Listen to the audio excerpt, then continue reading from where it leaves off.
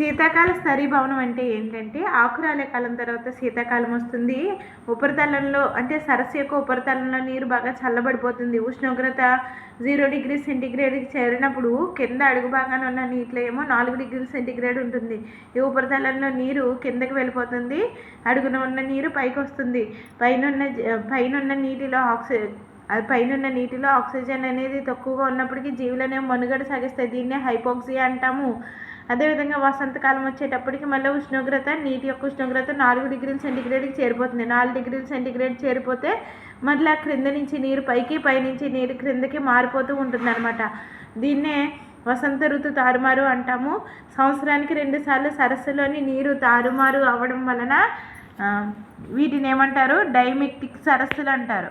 ఈ విధమైన ఉష్ణ స్థరీభవనాలు, తారుమారు పద్ధతులు లోతైన సరస్సులు అన్ని స్థాయిల్లో జీవుల మనుగడకు దోహదపడతాయి.